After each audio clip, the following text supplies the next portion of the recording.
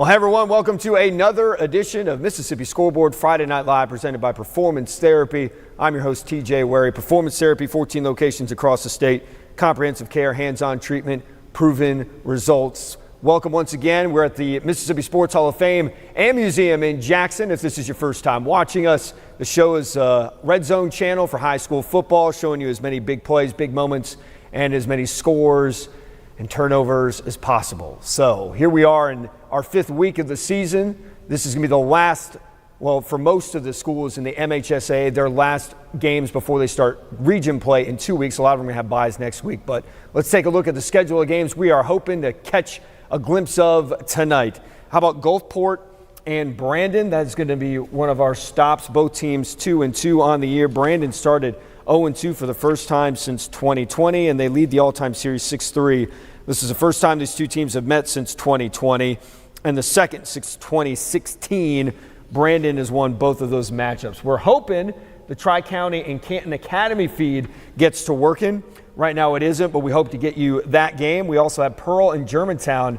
The Pearl Pirates on fire to start the season. They're 4-0. It's their first 4-0 start since 2017. Do you want to know what they did in 2017? They won a state championship. So you never know. History could repeat themselves, but hey, they're playing Germantown tonight, who is 2-2. Then we have Lafayette and Hartfield, an MHSAA versus MAIS matchup. Hartfield, the Hawks rolling so far this year. They are 6-0. Meanwhile, Lafayette is 3-1. Their only loss on the year was a 42-7 defeat against Oxford in the season opener. We have Warren Central and Madison Central. Warren Central 2-2 on the year, and Madison Central is also, Madison Central, I should say, is 3-1. The Jaguars suffered their first loss of the year last week when they lost to Northwest Rankin 28-21. Down on the coast, Ocean Springs and Picayune are getting together. The last time these two teams got together was 2012, and Picayune won that game 35-21. Picayune leads the all-time series 12-10. The Maroon Tide of Picayune are 3-1 this year. Meanwhile, Ocean Springs, who had a perfect record up until the South State Championship last year, was 15-0. They are 3-1 on the season. The Little Egg Bowl between Oxford and Starkville. Oxford has lost 8 of their last 10 to the Yellow Jackets in this rivalry. Starkville in 7A Region 2 this year, Oxford in 7A Region 1. We have ECS, Evangelical Christian School, from Cordova, Tennessee, at Jackson Prep tonight. Jackson Prep, the defending champs in the MAIS 6A division, undefeated so far this year at 5-0. Meanwhile, ECS, the visitors, 2-3. And then lastly, Tupelo is at Houston, which is in the Memphis area. Tupelo 4-0 on the year, and look what they've done so far this season. 37-0 win over Whitehaven, 47 over South Haven, 40-0 versus Hernando, and 49-7 versus Oxford. But tonight, this game's a little closer, and we can't wait to show that one to you as well as all the others. So before we get to the action, let's hear from our sponsors, Performance Therapy. We offer quite a few subspecialties. We have physical therapy, occupational therapy, and speech therapy, and all of our disciplines see adults and pediatrics. So some of our specialties include LSVT for Parkinson's patients. We have LSVT Loud and LSVT Big. We also offer services in pelvic floor physical therapy and dry needling. We see diagnoses ranging from athletic injuries to post-op patients to geriatrics, fall prevention, balance, and a wide range of neurological disorders. Here at our Canton Clinic, we are very involved in our community. We love to go to sporting events, go to local community outreach activities, and we also love to go help churches with their exercise programs and educational and services for local support groups. We like to say when you come here as a patient, you become part of our family, and I feel like that's very true here at our clinic. If you are in the Canton area, you can reach out directly to our Canton location, or if you are somewhere else in the state, feel free to contact any of our other 14 locations. We are Performance Therapy, comprehensive care, hands-on treatment, proven results. All right, thanks again to Performance Therapy for all you do for this show and making this possible. And here we are at Madison Central and Warren Central. Right out the gate, Madison Central. Is it a touchdown? I can't tell because it's so far zoomed in. Oh no, there's a flag. How disappointing. Hey, so Madison Central and Warren Central tied at 14. Meanwhile, we got Tupelo and Houston. Tupelo on the road, up 21-0 on Houston in the third quarter, 9:20 to go. Let's go live here. Houston has the football. Yeah, third down and 25. Yeah, that's what I thought. They're backed up. Day looking to pass. He's got a man, but he'll be well short of the first down on the slant. That was Derek Miller Jr. That was great. Who did the Michael Irvin first down signal some 10 yards short of the line to gain. Yeah, it can happen to anybody, right? Yeah. But, Heck, it happens to me all the time. you know, just the pressure that time from Jernigan. He didn't, did he? He did not, and until right at the end of that penalty call. Richardson off of the CIA Autoplex extra point. It's up. It's good. 21-14. Madison Central on top of Warren Central. 7:29 to go in the Mosquito Ball's third quarter. We'll take a timeout. Be back with more on the MC Big Blue Network. Super Talk Mississippi 97.3 FM. Time for our red, white, and cool summer event, a Dent.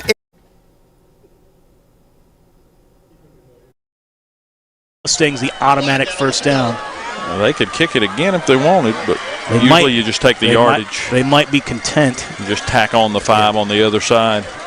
So 21-20, Tupelo with the advantage. Will have a chance here to push that margin even further. Certainly need to get a little bit of buffer. Oh, they're going to say roughing the kicker. Wow. So never mind. Now, so Greg, they got the rough in there.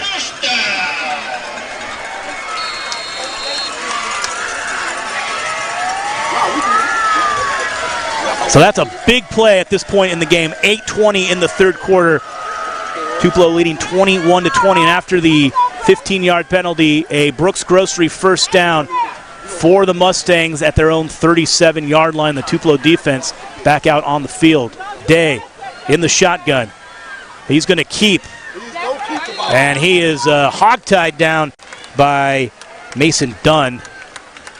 Yeah, that was KJ Jenkins. Yeah, Jenkins and Jernigan there to get him. Good job there containing the quarterback. Just got 2 yards and, you know, fresh set of downs there after the penalty. And this is another chance at getting some momentum. If you're Houston, you couldn't ask for a better chance than this. Yeah, freebie, right? That almost was like that was just a turnover, Andy, is what that was. That was rough because Tupelo was going to have good field position. But that's the hand you're dealt. 2nd and 8, Day. Fakes. He throws one. Oh, tipped by Jernigan. Almost had it. The intended receiver there was Sean Jones, number 5. It was tipped by Jernigan at the line of scrimmage, which affected the pass and falls incomplete. Be 3rd and long for the Mustangs. He almost caught the thing, too. It's incredible reflexes there by the A&M commit, who's back out on the field for the first time since week 1. Big third down. You kind of start to feel like Tupelo winning that line of scrimmage battle. They're getting a lot more pressure on Day than they did in the first half. Yeah, this defense has settled in a little bit more. They've realized how to get after Day and not give him the gaps in the middle. 3rd and 8 from their own 39-yard line, going left to right on your radio dial. Day rolls the pocket to the far side. That one is caught, and he's still on his feet. Down inside the 25-yard line, that was Wes Haynes, and Day just threaded the needle there. That was nearly intercepted. Falls into the arms of Haynes, who gets a big gain and a Brooks Grocery first down into Tupelo territory. Down at the got an injured 20. Mustang on that far side. How did that ball not get I don't know. Off? 2 different players there. That normally is in the area of a Tupelo interception with their ball hawking D. But good job by Day threading the needle there and finding Haynes, and that's a. All right, let's go over to Tupelo Madison Central and Warren Central. Now, we saw earlier that Madison Central, what is this trickery? That was beautiful. Hook and ladder, let's go, baby. I love it. Josh Morgan go deep into the playbook to get the ball downfield. Now, we saw Madison Central right when we started the show, score touchdown. Then there was a penalty. Obviously, it is 21-14, so the penalty was on the defense. So Madison Central got there it is, 21-14. So Madison Central has the lead. Warren Central moving the ball. Let's go back over to Tupelo and Houston. Houston is making some headway against this nasty Tupelo defense. A running play doesn't go there. Let's now go back to Madison Central and Warren Central, and we'll bounce in between these two. 1st and 10 from the 22. Now a fade pattern to the corner of the end zone to the right side. It's going to be incomplete, but penalty flags on the play on the coverage over there for Madison Central. Jamison Kelly along with Denham Mitchell, but penalty flags fly. Yeah, had defender never turned around to try to find the ball. It was in the end zone, so it's touchdown Warren Central. So a 22-yard touchdown pass. So a touchdown for Warren Central.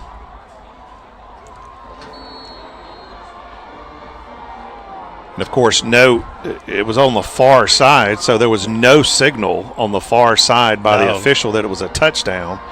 This officiating crew, when they throw a penalty flag, they don't say it's a touchdown or not until after the penalty in the middle of the field. Yeah, Morgan, they just. All right, so Warren Central, with two huge plays against Madison Central, has now tied the game at 21. Meanwhile, Houston with the football, I don't really know what happened there on the far side of the field, but Houston driving, trying to retake the lead in this one, 5:45 to go in the third quarter. Intended. Trying to throw behind his body across the field and almost didn't get a chance here at this field goal opportunity.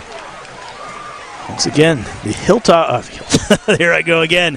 The Mustangs dodging bullets with some of these throws by Day with the ball-hawking Tupelo secondary. All right, Vezina on for another field goal. We know he's got the leg for this. It'll be a 38-yard attempt. Snap is down. It's blocked! The kick is blocked! That was Jaquan Morris who came in and blocked Vezina's kick. What a huge play. Fantastic job coming off the edge. Jaquan Morris. Used to him making plays on the defensive side in the secondary there. He comes through on special teams, keeps Tupelo up by just 1 point. Wow. What a stop there. Greg? He did. I mean, he came and just.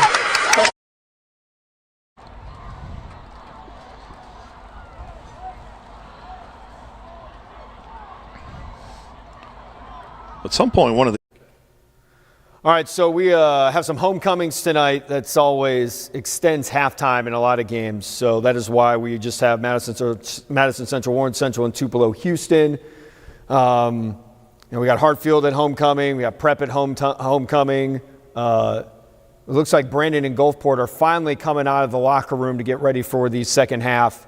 So hang with us. Things are about to pick up in a little bit. Right now we got two really good games going between the Jaguars and Vikings, and then Tupelo and Houston. A touchback. Looked to me like it went out of bounds right there at the pylon, but I guess it went right over the pylon. So it's going to be a touchback. So Madison Central have the ball 1st and 10 from their 20. Yeah, it went out right at the goal line. So official was right on the spot. So Madison Central. We'll see who starts this drive. Is Jaden Johnson and Ben Picarello shared the quarterback duties tonight, each having success of their own. Looks like Picarello is back at the helm. Singleton will be in the backfield alongside him. Jaden Johnson will be one of the wideouts to the far side. One man in motion to the near side. Handoff is to Singleton. Singleton is going to be hit at the line of scrimmage and dropped right there. 3 Warren Central Vikings there, and a penalty flag. James, who's tangled up with a receiver, Braylon Matthews. Whole lot of contact there, but I don't see a flag. That was just underthrown to the point where I don't think you could have thrown the flag there. If you lead him a little bit, you may be able to draw that flag, but just underthrew him by a couple of yards. It almost looked like one of those patented Eli Manning underthrown pass interference balls that he had with the New York Giants for so many years. You are exactly right there. And now the punt unit back out there. Gideon getting those work in here in the punt unit. Not used to seeing Tupelo have to line up, but this has been the fight you wanted, right? Whenever you play a non-division game, this is what you wanted when you came up here on this road trip into Germantown. You knew it wasn't going to be easy, and it hadn't, and that's what you need. Both teams throwing body blows, jabs, but no one's really landed that big hook yet. But certainly jab for jab. All right, Deaton, a high spiraling kick that Miller will let bounce and takes a big Tupelo bounce down to the 22-yard line, 4:06. Oh, it's going to be short, intended for Zay Hart around the 10-yard line. Picarella just made a good play, just throwing it away at the feet of Zay Hart. He was under heavy pressure, third and. All right, for the first time tonight, let's go over to Jackson Prep taking on ECS from Cordova, Tennessee. That's in the Memphis area. Prep making easy work of the Eagles tonight, 35-0 so far there in the third quarter. Prep schedule, they're going to have a game against West Jones next week and that'll be on the road, and then they go on the road the week after for PCS before they take on Hartfield on the 13th. So 35-0, Jackson Prep with the lead. Well, they're going to say it's 3rd down and 3 now for the Patriots in Eagle territory at the Eagle 47. One back in the backfield. He's going to get the ball. He's also going to get the first down. He's going to get a lot more than that. And that's going to be Oswald to the house for 6. Wow! Oswald took that ball around the corner. Good blocking. Nice seal block right there by Watson. And Oswald's off to the races. Well, you talked earlier about how he's done really well as a north-south runner, and we said he could get outside. He's got the speed to turn on the jets, and he did it right there. Yeah, having a good. Oh, never mind. Always happens. Turned by Evans after the fielding the ball, kind of under duress from the Jaguars. So Warren Central will have the ball in plus territory. All right, let's check in on Brandon and Gulfport for the first time tonight. Brandon at home with a 21-13 lead. The Bulldogs, after starting 0-2, are now 2-2 on the year. They got a 31-10 win at Clinton 2 weeks ago, and then they beat Warren Central 22-7 in Vicksburg last week. And then meanwhile, Gulfport on the other end of a 2-2. They've lost their last 2 games, and they're 2 heartbreakers, 23-21 versus Madison Central, and then 28-21 against Picayune. They had a pick 6 late in that one. Gulfport did. It gave 2 Picayune. That ended up being the deciding score in that ball game. So 2-2 teams playing their final games before an open week and then region play.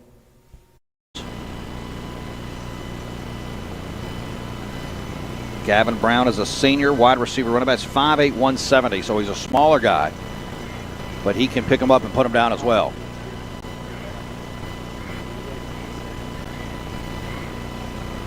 And Brown going to take off with it himself, but he's going to be manhandled there and thrown down. A loss of 1. It'll be 3rd down. Yeah, a little miscommunication in the backfield between he and his lineup at the running back. That's Crosby, now backfield at running back. Probably not used to practicing from that quarterback position, so we'll see how Gulfport stays with that. And he lost his helmet, so he's got to come out for this play.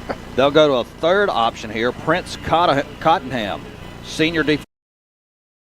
By the Golden Wave defense, holding them to a 3-and-out. It's a spiraling punt that Dooley fields and fair catch at his own 40-yard line.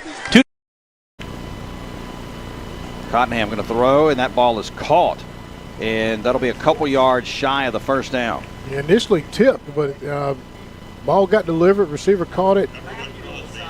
Still going to be short of the 1st down, but we'll see if Gulfport stays with it, try to pick up this 1st down and punt. Yeah, Bishop Magruder was able to haul that in. It'll be 4th down and 3. Gulfport 1 of 2 on 4th downs tonight. They scored on a 4th down and short, and they were taken down on the last 4th down. It'll be 4th down and about 3 here. When a quarterback run wide open, he's going to have a 1st down, and down the sideline he goes down into the 22-yard line. 1st down, Gulfport. Yeah, everybody running back went left, and everybody went left with the running back.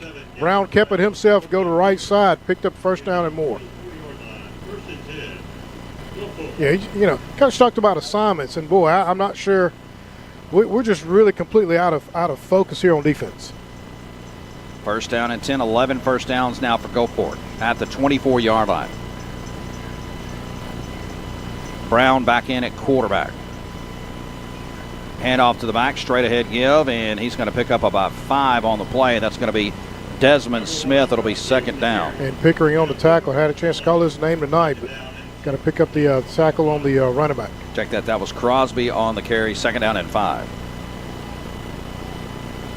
21-13, Gulfport down by 7. Check that, 8. 9-13 to go in the third quarter.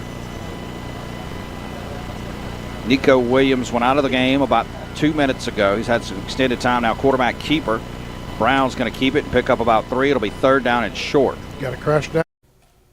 All right, now to Hartfield for the first time tonight. Hartfield taking on Lafayette, MHSAA, MAIS matchup. Hartfield up 28-0, and their stud sophomore free safety Braylon Womack, a 4-star player with offers from Georgia, MSU, Missouri, Ole Miss, Tennessee, and others, just had an interception, so the Hawks have great field position in this game against the Commodores. Recognize those guys and the great job that they have done. Right now, if I'm looking at this correctly, it looks like Antonio Ross has moved over to the right. It's going to try to get him before he gets to corner, and they're going to get him and push him out of bounds. Cut out of Chris. It looked like he didn't make a whole lot there. They're going to give him, sorry, I was helping him up.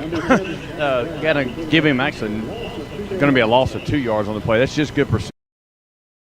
On the line, along with the Stump Boys, of course, is Jaslowski. Ooh. Pushing the pile. A lot of contact there. That play looked like it should go nowhere, and then it just kind of lingered around and ended up being a very short gain. Well, I think Reed told a few people. They've been down in field goal range. And I think, Jake, he's 1 out of 2 attempts on the season. Fourth down, and we'll call it 6. Brown going to hand the ball. Nope, fade route going up top. Looking for a man, and that looks like that's going to be incomplete. Turnover on. Tapper gets the snap.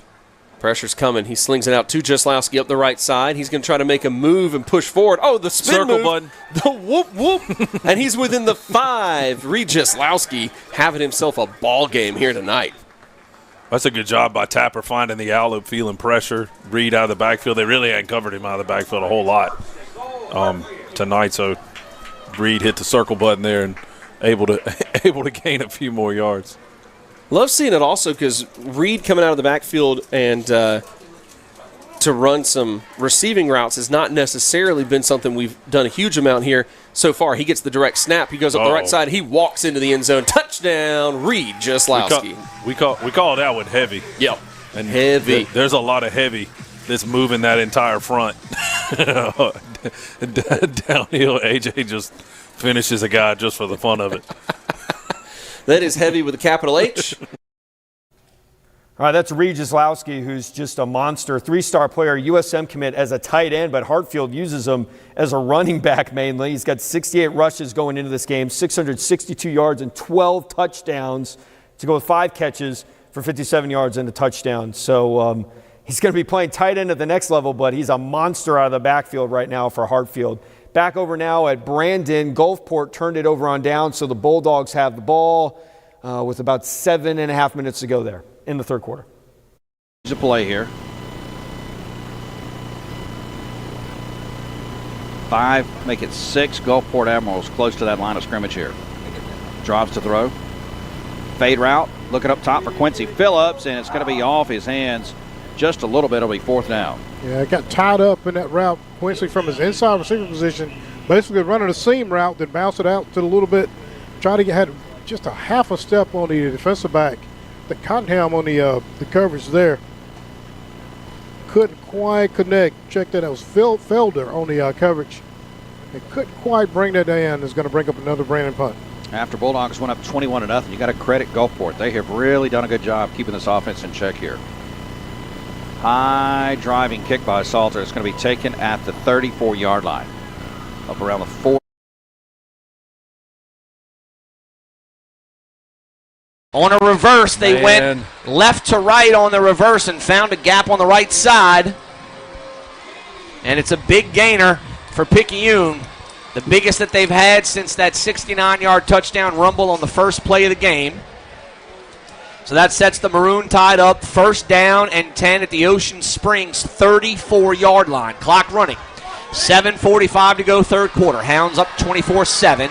The Picayune sideline comes to life for the first time, it seems like, since the first quarter. Ball's on the turf. Robertson just did not hold on to the football, and he dropped it. I don't think, Sam, he ever had his hands on that ball. Ricky came off the ball real quick.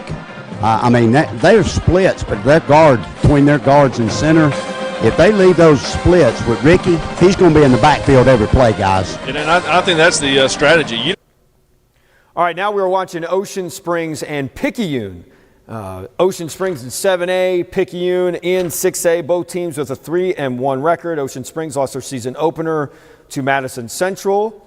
Now reeled off 3 wins in a row. Meanwhile, Picayune has won every game they've played against schools from Mississippi. Their only loss was a 36-35 defeat to Catholic out of Baton Rouge. But right now, Ocean Springs up 24-7.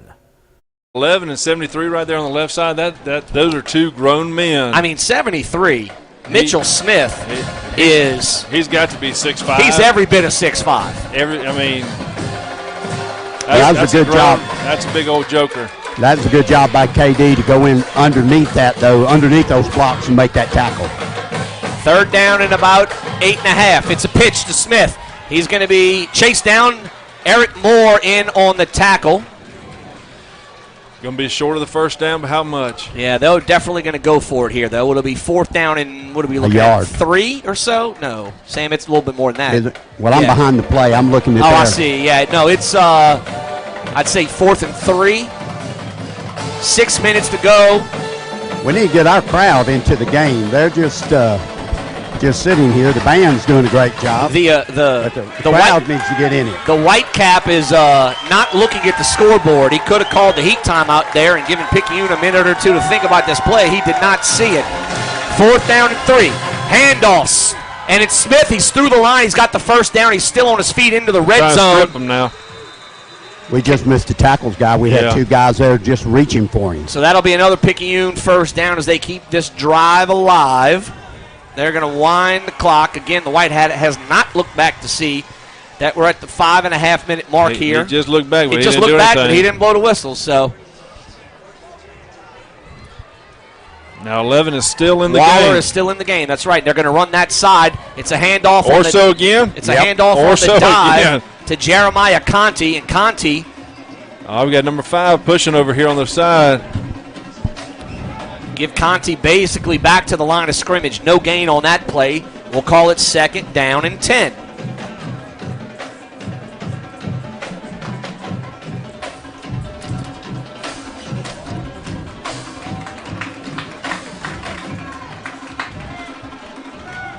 Robertson goes under center. He calls for the football. He turns and he hands it off to number 5. That's Ratcliffe. He is on his feet still inside the 10, near the sticks. I don't believe he has it. Nyquist Ratcliffe. It looks like he's going to be about a yard short. Nope, now they're going to say it is a 1st down. He got the sticks. 1st and goal situation now for the Maroon Tide. Ball spotted at the 8-yard line.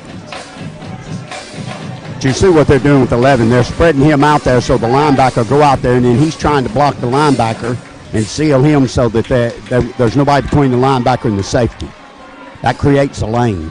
1st and goal. Robertson turns and pitches it to Ratcliffe, and he is going to get into the end zone untouched on an 8-yard run, and Picayune answers with a big touchdown drive of their own. Well, guys, we said no one said it was going to be easy. No, they're. As we watch the replay, football's on the turf. Shoto didn't see if he was down, but it looked like he was upended, hanging in the air. It was a tough angle. A C-Spire. Okay. All right, so that's Germantown recovering a fumble for a touchdown. So Germantown should be 28-20. What do we got going on? Did they give him a touchdown there? It seems like there's some confusion. It looked like Germantown just got a fumble recovery for a touchdown. We just, and now the officials are delivering some bad news to the Germantown sideline. It doesn't look like Coach Russell Mitchell was too excited about that. No, he's not. Nope. He is not a happy man, and I would not be either if I were him. So it looks like Pearl gets to keep the football. They're up 28-14. Remember at the top of the show, Pearl is 4-0 for the first time since 2017. The last time they started, last year, they were 2-9. So now we're going to Brandon in Gulfport. Check out this catch coming your way. Wide open, wide open. And what a catch. Diving, sensational catch there for Brandon. So the Bulldogs up 21-13 in the third quarter. Now let's go to Madison Central and Warren Central. Madison Central had a big play before the half, and that one is picked off? No way. What a pick for the Vikings. So Madison Central had a little drive going, and now the Warren Central defender comes down with an amazing interception. So that is 21-all in the fourth quarter. That was the first play of the quarter. So the ball going back to Warren Central. Let's go back now to Brandon. 21-13, the Bulldogs on the move after that spectacular catch. Since the first quarter. Yeah, it's going to be Blunt. He's going to go straight ahead and pick up another 2 or 3. It'll be third down. Man, if we could just get a little bit of a crease for Nate on that inside. A couple times he's threatened to break it open, but he can't seem to get to that second level. We'll call it third down and a long 4. Bulldogs slowing it down just a little bit. 2 receivers near side, 1 to the far. That's going to be McQueen. 2 backs in the backfield. Going to be Robinson and Blunt.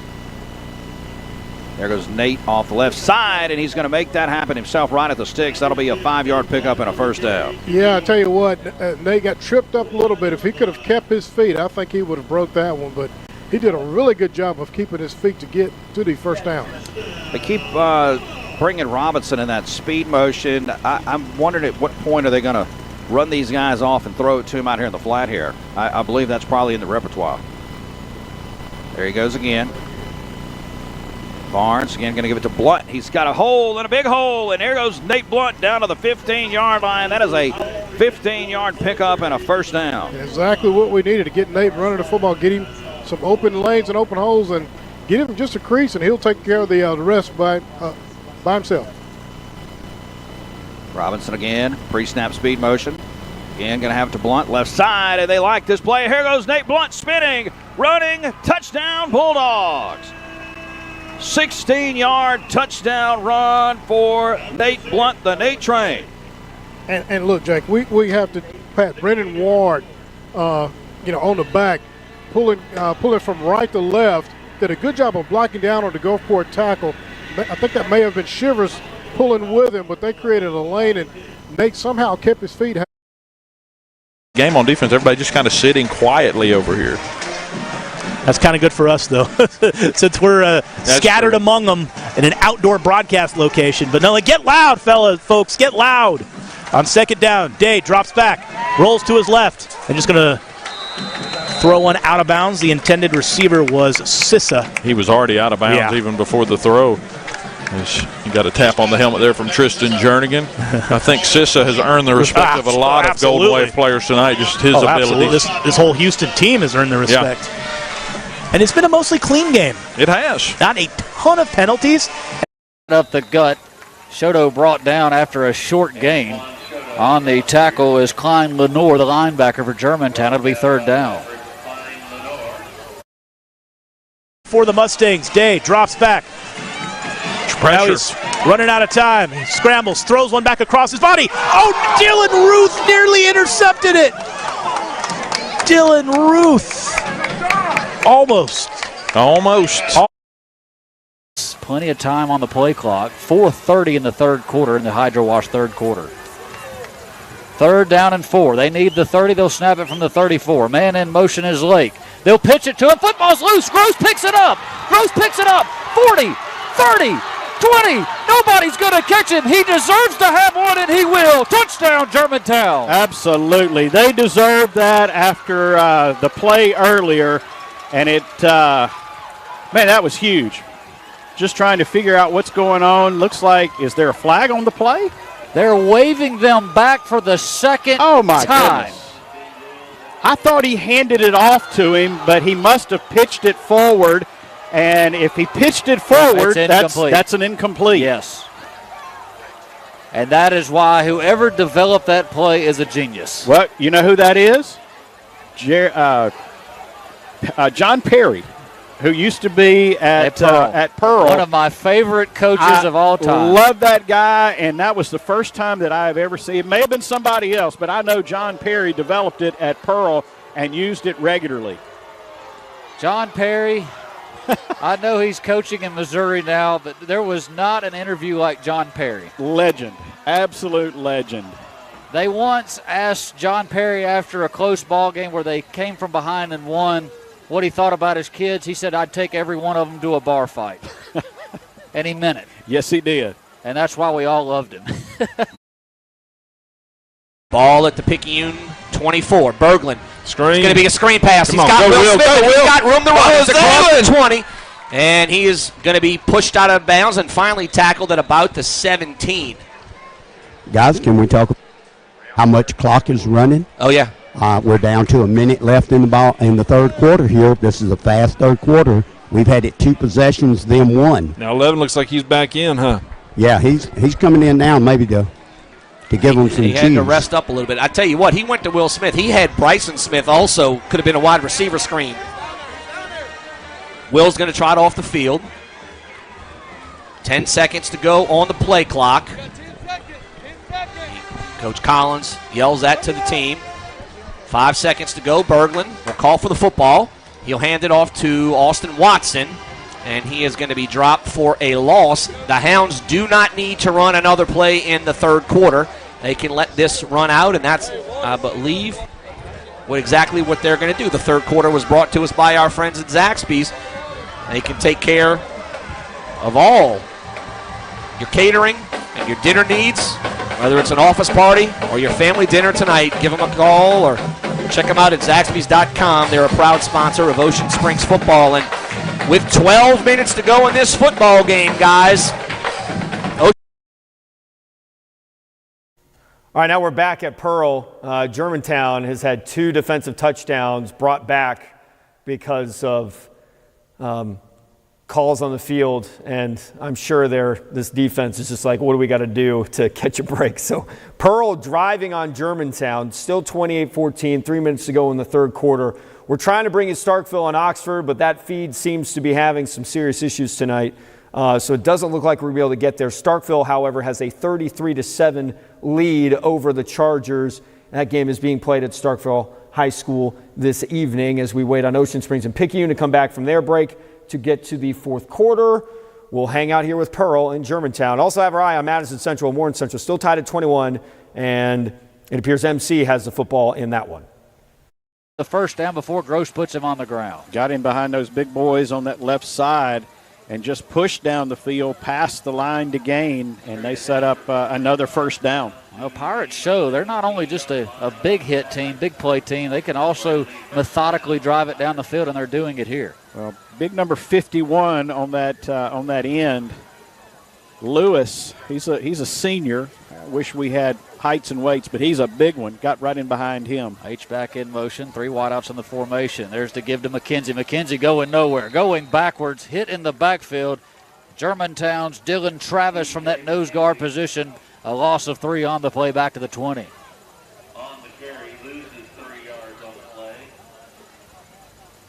They are eating up some clock here in this third quarter. Minute 39 to play. Brought down behind the line of scrimmage by the Mavericks, Corey Washington. Here's a second down and 13. H-back to the right side. Shoto to the left, the running back. Durr doesn't even take a step back. He'll air it out for the end zone. And one-on-one coverage. It was played perfectly by the defense. In coverage was Evan Gibbs. They were looking for Markel Lake, and they just couldn't drop that one in the back left corner. But I like the way he threw that. It was either his wide receiver was going to get it or nobody was going to get it. And he overthrew it just a little bit, but you throw that short. And Coach Bramlett's going to take a timeout. It was a little while to get that play call in, it looked like. And so Ocean Springs will take their first timeout. That gives me a moment to let you know about the fourth First half, he's coming through here on 2nd down and long and has Tupelo inside the red zone, trying to go up by 7 and possibly 8. TJ Edwards once again applied the pressure. First choice insurance, first down, 5:45 to go, fourth quarter. Tupelo up 21-20, 1st and 10 from the 18-yard line of the Mustangs. Harrell, shotgun. The give is to Quay, who's still on his feet. Bounce it outside, 10, 5. Close to the pylon. And out of bounds at the 1-yard line. I think it would say about the 2 once it's all said and done, once they place it, Andy, but a fantastic job. Bad. Quay getting outside. Greg, what a run there by Quay. Field.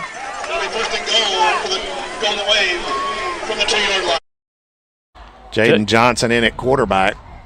Singleton the back in the backfield. Seems to be some confusion with the play clock at 9. Johnson takes the snap. He's going to keep it. He's going to be hit, and it looks like a face mask. Jay Hill, who punched in from 2 yards in the first half, but Quay remains in the backfield. Harrell in the shotgun, 2 receivers left, none to the right. The H-back, Cockrell moving to the right side of the formation. Harrell takes the snap, keeps. And in, still waiting for the signal. Touchdown! Tupelo. Jeremiah Harrell, design run, carries it in from 2 yards out. And a big-time score in the fourth quarter. Extra point pending, could make it an 8-point game with 5:18 to go. Yeah, fantastic job there. They motioned Cockrell back over to the right. He pulled and went left at the snap, faked the handoff to Middlebrooks, and Harrell just ran right into that vacated hole, and that'll give you 6 an easy way. Deaton on.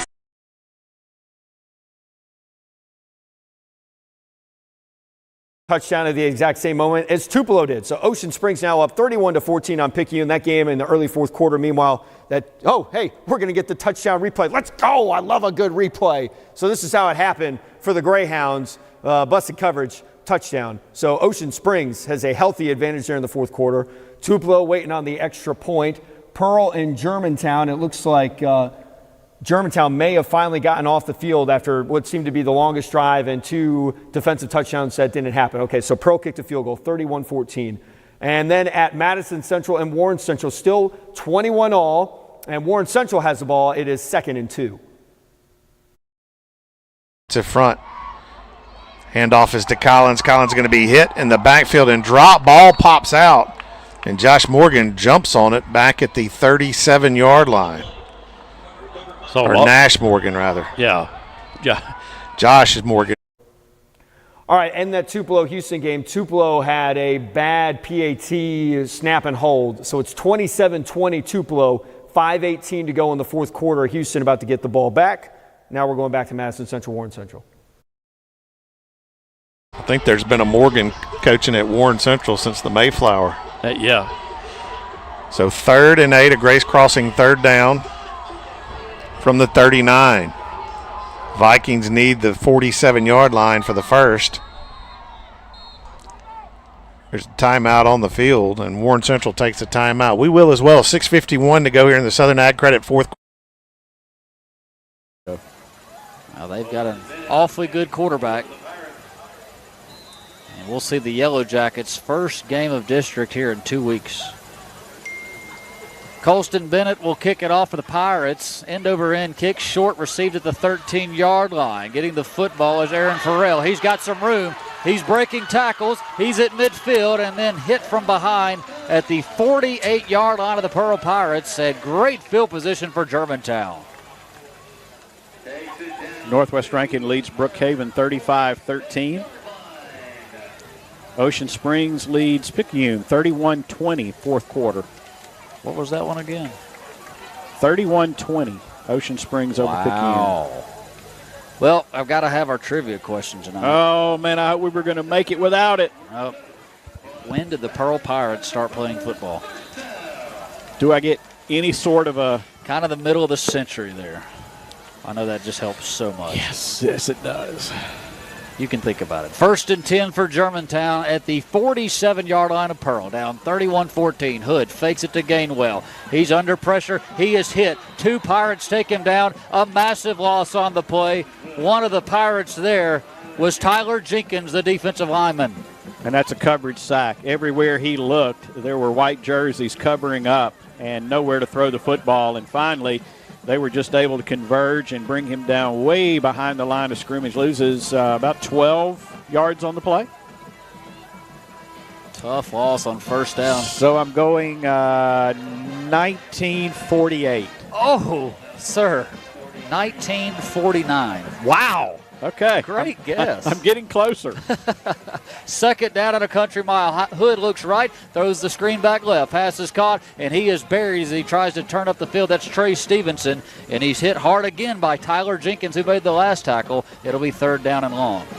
When they don't need to go 3 and out here. That defense needs a little bit of a rest. They've been on the field most of the 3rd quarter, but it looks like they're going to get an extended little break as we end the 3rd quarter with the Pearl Pirates up 31-14. Pirates in control. We'll head to the final 12 minutes. 31-14. 2 receivers to the far side, 1 to the near. Morgan drops back under pressure. Penalty flag flies. Morgan's going to be hit all the way back at the 45-yard line, 44. Well, let's see what the flags are. He'll be holding against Warren Central, I believe. Be interesting to see if they take the penalty or the play, because it's about a equidistance for both. So may decline the penalty. A penalty flag brought to you by Kincaid's Fine Clothing.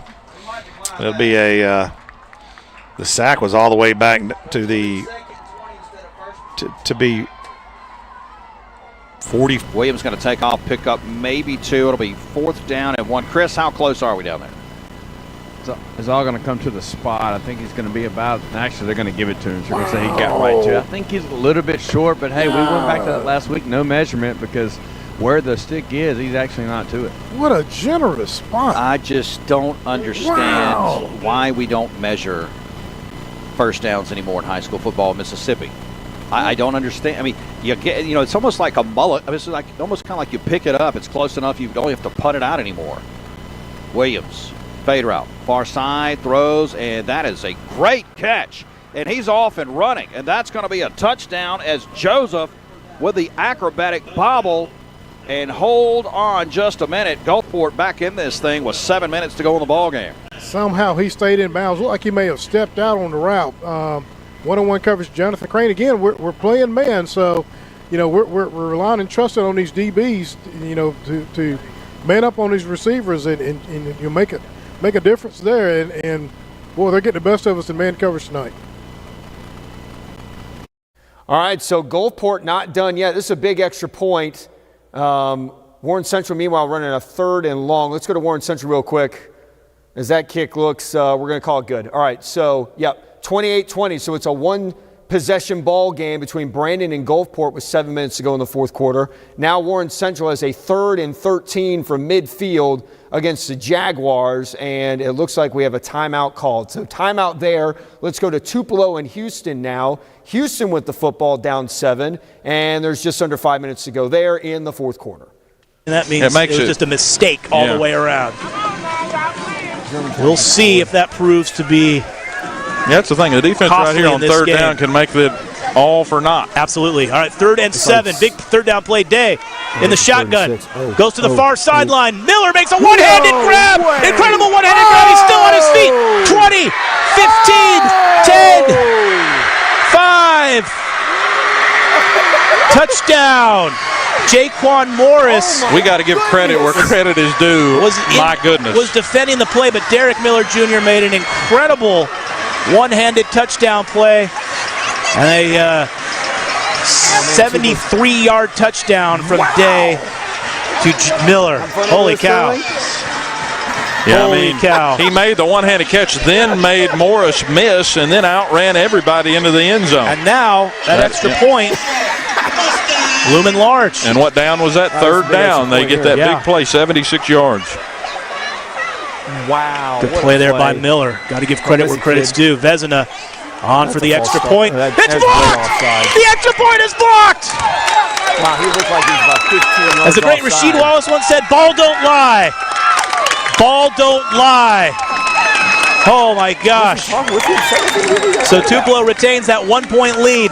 4:19 to go in the fourth quarter. Tupelo leads Houston 27-26. We're going to take a 30-second Van Atkins Jewelers, you know she's worth it, timeout. This is Golden Wave football on Sunny 93.3. When injury knocks you out, Orthopedic Institute of North Mississippi will be there for you every step of the way. But defense, talk about momentum. Defense now feeling the momentum on the Gulfport side. Pick up a yard, Tyson Robinson. 4 carries, 15 yards, 1 catch, a yard. His first time to start on a high school level. With Nate Blunt. They're going to give it to Nate Blunt, and he's going to go off right tackle, and Nate Blunt's going to spin his way forward. A pickup of 7 on the play. It'll be third down. One more spin, and Nate would have taken that one to the house, at least for a big gain. They need the 36-yard line. Morgan throws over the middle. Pass is going to be caught at the 29-yard line by number 1. That's Jalen Winters. He was the one that muffed the punt where the Jags got the ball back. And it's going to be first down for the Vikings at the 30. Hey, post pattern down the middle.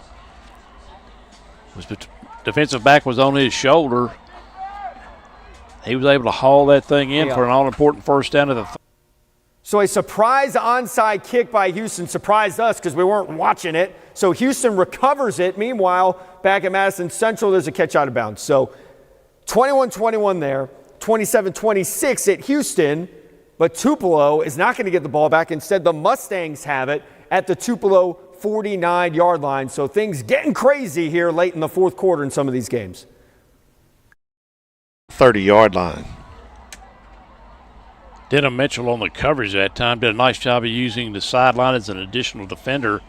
Forced the receiver up against that sideline. Morgan will send 3 receivers to the near side, 1 back in the backfield, play action to Collins.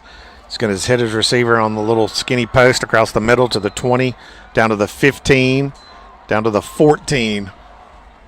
On the reception is big number 9. That's Maddox Lynch. And I was just thinking, this guy can go up and get it. He's bigger than anybody on the defensive backfield for Madison Central. Why wouldn't you throw it up to him? And instead of that, they go through the middle to him. Yeah, he just run another slant across the middle, a little bit deeper slant.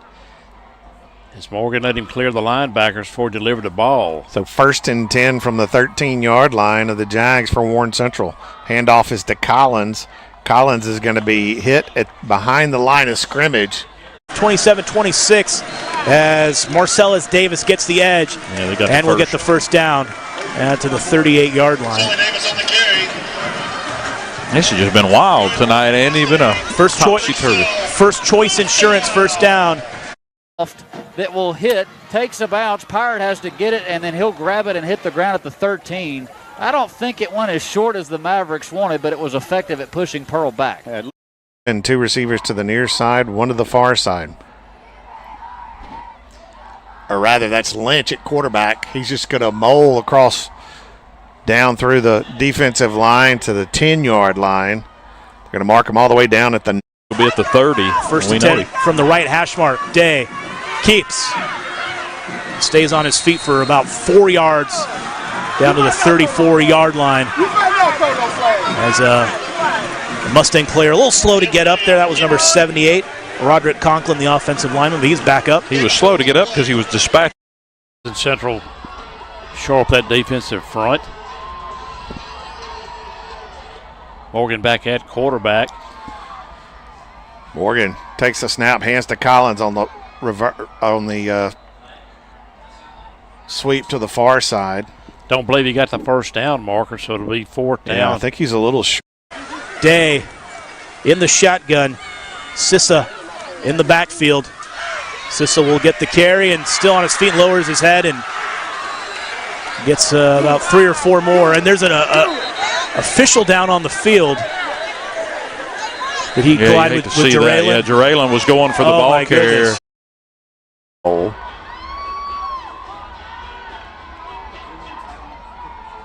They're going to place it at the 12-yard line, so this will be a 22-yard field goal. The ball's on the far hash. Little wind out there blowing at the kicker's back. This is Jonah Artman. And Warren Central jumps off sides. Or a penalty flag is starting to look like Warren Central moved. Let's see what the call is. It is a Kincaid Fine Clothing penalty flag on the Vikings. That'll cost them 5 yards. So the 22-yarder turns into a 27-yarder. Well, it actually lessens the angle. Right. It's on the far hash mark, so it should not be. Could help him a little bit. That's right. So 3:18 to go in the Southern Ag Credit fourth quarter. Madison Central 21, Warren Central 21. Jonah Artman for a 27-yard field goal. Morgan takes the snap. Artman, the kick is up, and it's good. Warren Central 24, Madison Central 21 with 3:11 left to go in this ball game. Southern Ag.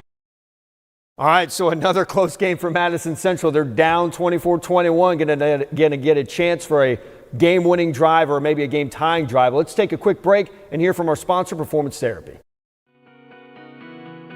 I'm Trevor Allion. I'm a PTA at Performance Therapy Pelahatchie, and I'm currently the senior therapist here. We are located in the heart of downtown Pelahatchie. From here, we've served your geriatric population all the way down to your athletes. With the school systems, we've worked with East Rankin Academy, Pelahatchie, Puckett, Pisgah. At our clinic, we offer LSVT Big for the Parkinson's patients, and we offer dry needling. We proudly serve our community, whether it's going to some sporting event to watch some of our athletes or going to the festivals in the local area. If you're in our local area, you can contact us directly at our Pelahatchie clinic, or if you're out of our area, any of the other 14 locations throughout the state. We are Performance Therapy, comprehensive care, hands-on treatment, proven results. All right, thanks to Performance Therapy for everything you do to make Mississippi Scoreboard Friday Night Live a possibility. Here we are at Brandon and Gulfport. Brandon up 28-20, trying to get another score here to put this game out of reach.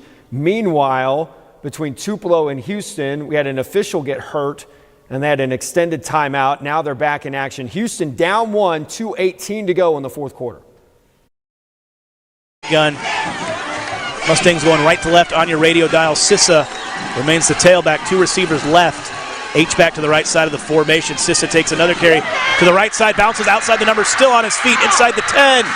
He fumbled the football. Did he go out of bounds out of the back of the end zone? If it fumbled out of the back of the end zone, it could be a touchback. Yeah. Is that what they're calling? Or they're calling down? They're saying he was out. Oh, they're saying he was out. 1.5 yards. But.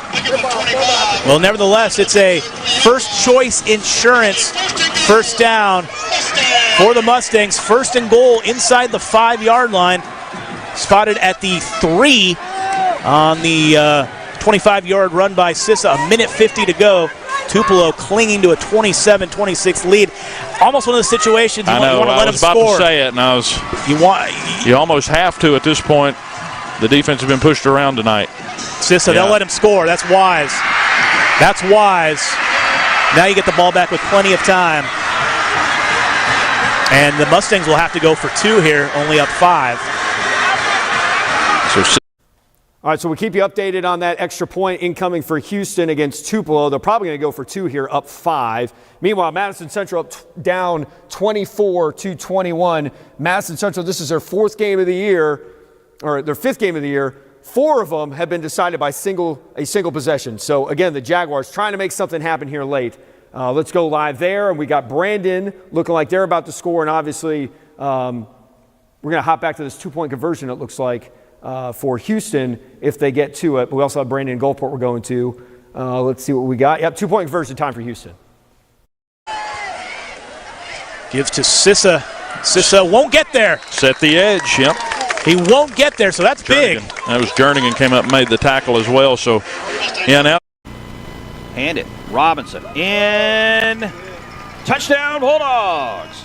Tyson Robinson, his first touchdown of his high school career.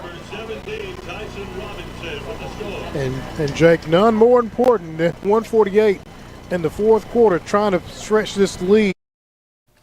All right, so that touchdown run for Brandon pretty much ices that one, 34-20 the count. Here's Madison Central and Warren Central. A pass here on 2nd and 10 gets them out of bounds. Brandon is going to improve to 3-2 unless something crazy happens. And they are going to be off next week before the region opener versus Petal in 2 weeks. Meanwhile, Gulfport off next week. They're looking like they're going to fall to 2-3. They're going to host Biloxi in their 7A Region 4 opener. So right now we are waiting on Houston to kick off against Tupelo, but we're going to hang out here for Madison Central and Warren Central. Ball's going to be batted, and it's going to be caught by Madison Central. Then the ball looks like it's fumbled. The ball was batted in the air, and then it was caught by a Jag. Yeah, Picarella is going to be the one that catches it at the 42-yard line. He comes up a little gimpy, and so now Jaden Johnson's in the game. 106 and counting in the fourth quarter. Southern Ag Credit fourth quarter. And it's 4th and 5, so they need to get this play right. 2 receivers to the near side, 2 to the far, 1 back in the backfield. Johnson takes the snap, throws to the far side. It's going to be incomplete, and just like that, the ball's turned over in downs, and Warren Central will have the ball with 50 seconds left, leading 24-21.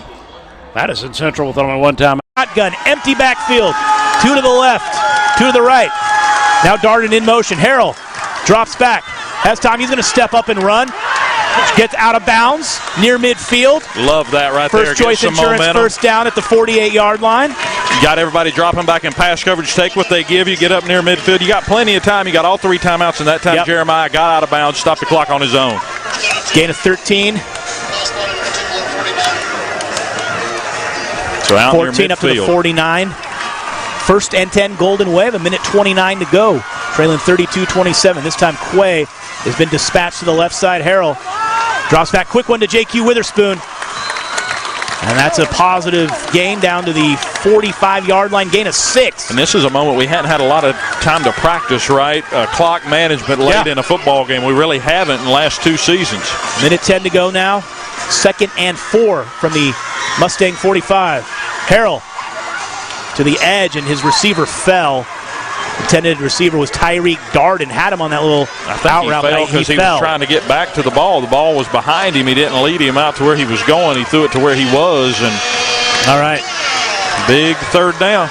Does stop the clock, but 3rd and 4. 1:05 to go. Trailing 32-27. 2 receivers left, 2 to the right. Golden Wave going left to right on your radio dial. Middlebrooks in the backfield. Harrell drops back.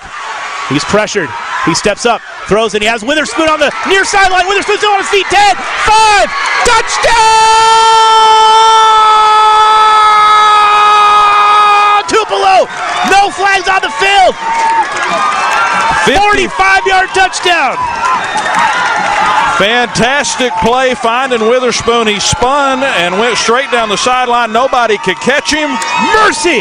And I think we'll have an extra point attempt here. We'll see if we get position. Might as well go for 2. Up 1. Yeah. Trying to make it a 3-point game. You are right. Try to execute here. 54 seconds to go in this football game. Just fantastic. This team, man. Greg, this team. Unbelievable. Yeah, I had to right down, and I saw him coming to me, and his eyes were just focused on the end zone. All right, so Tupelo and Houston in a wild one. Meanwhile, Germantown just got an interception against Pearl. They're down 10. They picked it off in the end zone. So the Mavericks trying to mount a comeback, down 10 with about 8 minutes to go in the fourth quarter. We are going to keep our eye on Tupelo and Houston, just waiting for that timeout to end, and what looks like will be a 2-point attempt to go up 3 points. So hang with us as we get ready to go back to Tupelo and Houston. He's a big kid. He is a big kid for sure.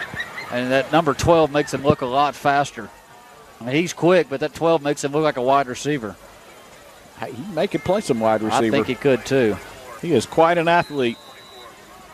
2nd down and 10 at the 20-yard line. 8:17 to play. Mavericks down 10. They need something big down the field. Hood sees 4 down linemen come at him. Stands tall. He'll air it out. Stevenson one-on-one, and the ball is deflected and incomplete. It was a battle between Stevenson and McFarland. Ball was tipped up in the air, but it'll fall harmlessly to the ground. That's just throwing it up to your best wide receiver and hoping he can make a play as he's on that outside just running a go pattern. Now he and the defensive back are chattering a little bit at each other, and Coach Mitchell said, come on, we've got to get back. We've got some things to work on, and that'll come with maturity. Yes. But he's a competitor. Trey Stevenson lets everybody know he's good. He's very comfortable doing that. 3rd down and 10.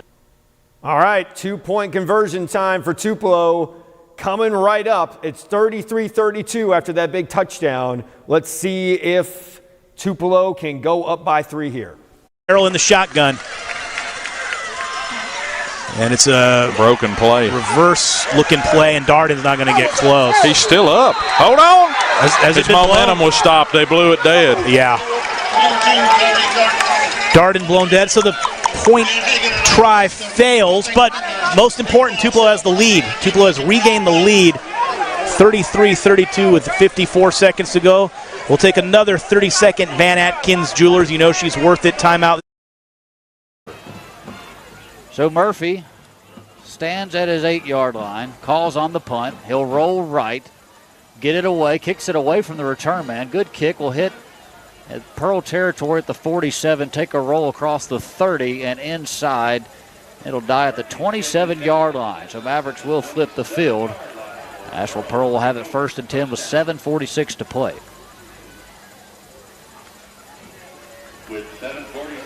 Do have an update. Madison Central falls to Warren Central. 24-21. Wow. Warren Central team awfully good.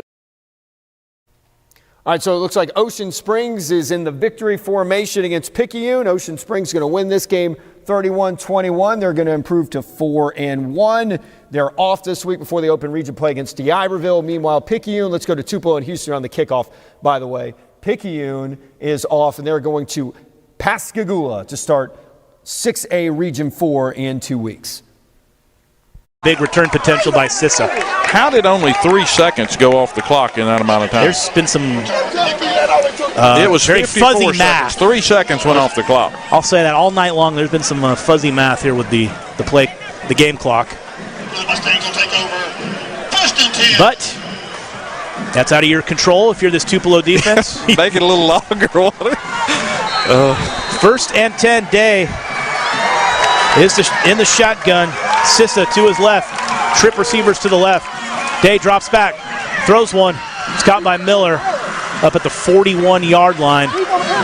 Be about a yard shy of the 1st down, but down on distance doesn't really matter at this point. Yeah, and they have all 3 of their timeouts left, Andy, and they're playing just to get in field goal range, and they don't have that far to go with a kicker like they have. Not with Vezina's range. So about Tupelo right now, you just need to create one negative play. They've been unable to really create it for themselves here tonight. Gain of 8 there on 1st down, 2nd and short. Day drops back. He's running out of time. Jernigan nearly gets to him. He lofts one up, and it's tipped. Incomplete. Jaquan Morris there on the defense. We got a flag on the far side. They're acting like it might be on Jeralyn. Derek Miller Jr., the intended receiver. Oh, it's on Tupelo. Roughing the passer. Wow. That's a huge call. I didn't see it that far over on the far side of the field. Had so many bodies. I was watching the ball. Did you see it, Greg? It was. Yeah, he didn't let up, and he should have. Okay. Just ran through him, I guess. Jernigan was on his way to the quarterback and was stopped rather abruptly. Jernigan would have stripped him if he had gotten to him, but he didn't. So after the penalty, First Choice Insurance of Tupelo 1st down, and that's big. 15 yards to the 45 of Tupelo. Ball on the right hash mark, and the most important thing for the Mustangs, they're getting awfully close to Vezina's field goal range. What do you think? They're happy with. About 10, 15 more yards right here. They'll be well within it. Yeah, you figured the 35-yard line at the absolute most, and Coach Hardin's going to take. You got to dial something up here. right here, right? You got to get some pressure on Day. You can't just let him do whatever. And if you're Houston, you.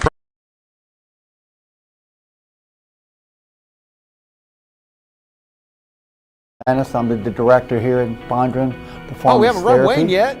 We service the Northeast Look at Jackson Wayne. area as well as some local colleges and high schools. We provide outpatient orthopedic services for our patients. We see a variety of folks ranging from athletic injuries to total knee replacements. And basically, we take care of anybody that walks through our door. So we would love to have you come over and pay us a visit, and if we can help you get over your aches and pains, we'll be happy to help you. You can contact us at our Bondurant office, or you can feel free to reach out to any of our 14 locations in the central Mississippi area. Remember, performance therapy, comprehensive care, hands-on treatment, and proven results. All right, thanks again to Performance Therapy. We are ready to go now for Tupelo and Houston. Houston out of the timeout, 33-32, 38 seconds to go. And they're also getting closer to possibly kicking a game-winning field goal. Let's see if the Tupelo defense can make a stop, and this is humongous for the Mustangs. What a run here to get deeper into Tupelo territory inside their 30. Tense moments in the Memphis area tonight. 33-32, 27 seconds to go. Is in his range. Yes. They'll give him the 28-yard line with 29 seconds to go. Sissa is so good running in a crowd. He's just in there. He's in a phone booth, and then he'll just bust his way out either right or to the left. He just has that good swiftness moving horizontally, and he's loose. Touchdown, Pearl Pirates. 40-yard touchdown run may do it, Jack Dirk. All right, that's a Pearl touchdown. That should put that one out of reach for the most part. So Pearl is going to go up 37-22. The Pirates are going to start 5-0 on the year. They are off next week before they host Northwest Rankin to start 7A Region 3 play. Germantown still in action next week. They will not have a bye. They're going to host Gentry. Their region opener will be against Starkville in 2 weeks. That'll be 7A Region 2. But it looks like we got another timeout here for Tupelo and Houston. Let's see how many seconds they're putting on the clock to get timed up there with the game clock. 19 seconds left. So let's go watch this extra point attempt while we have a second before we get back to Tupelo and Houston. We are in a moment of standing still. Lots of standing around. But how about those Pirates? 4-0 for the first time since 2017, and they're going to be 5-0 for the first time since 2017 because they didn't lose in 2017. That team was special. They went on to win that state championship a year removed from losing to Cam Akers and the Clinton Arrows in the 2016 6A state championship. Their wins so far this year, aside from the Warren Central one, they had a couple closer ones. But this one, well in hand, 37-21. Hey, Houston, Tupelo out of the timeout. Let's go back to Houston and see how this one ends. Also one back to the 29 for Sissa. Now this time empty backfield, trip receiver to the right. Day will keep and stays on his feet. Get maybe a yard. It was just student body right there with the quarterback. Back to the 28-yard line. Tristan Jernigan there on the tackle. This is interesting. Do you run one more play and call your last time out, or do you got third down, do you snap it, and if you have a mistake, have an ability to get another playoff, another kickoff, or do you throw it in all down on the table for fourth down?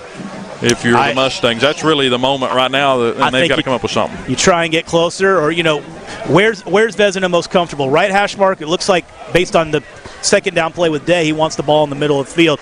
So you probably just trying to run it up the gut. If you break one loose, great. But I think they're content to have a field goal attempt from the middle of the field. I agree with you. I think you see something to the center, but you never know. You see sometimes that work out in case you have a mishandled snap or something. You just fall on it. But all right. Team's back on the field after the timeout. 12 seconds to go. Down and distance really irrelevant at this point. It's about getting the field goal attempt off for the Mustangs. Day in the shotgun. This time the tailback is Marcellus Davis. Trip receivers to the left, one to the right. Tupelo leads this one 33-32, 12 seconds to go. Day drops back, takes the snap. He's going to throw. And he's got a man. Miller, touchdown. Yeah. Miller Deep just post, beat he had Miller. Just beat him to the inside, had a little bit of leverage there and was able to take advantage. Tupelo was expecting a run, and yeah. I think everybody here was. We were. Yeah. Wow. What a game. Got to hand it to the home team. Yeah, amazing Good play call football. there. Miller, touchdown from 28 yards out. Yeah, I can't do much with that, right? You Greg, play it's press coverage. Stunned silence on this Tupelo side.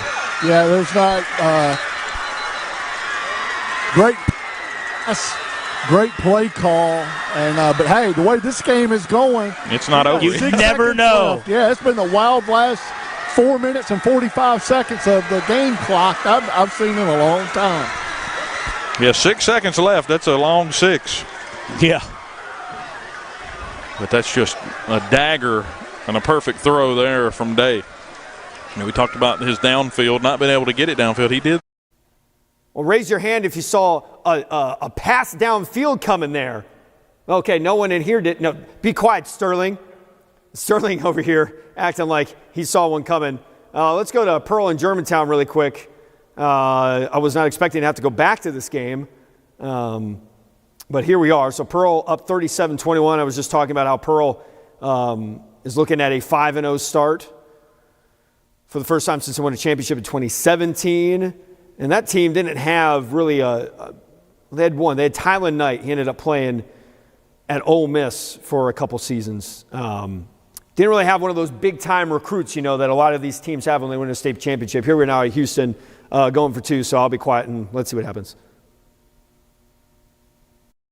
Had the man, but bounced off Miller's hands. So we're going to take a timeout. 6 seconds to go. Tupelo trailing 38-33. A 30-second Van Atkins Jewelers. She's worth the time. Ball. Great timing by the defensive back that time. Made sure he didn't catch it. It'll fall to the ground, 4th down. I believe.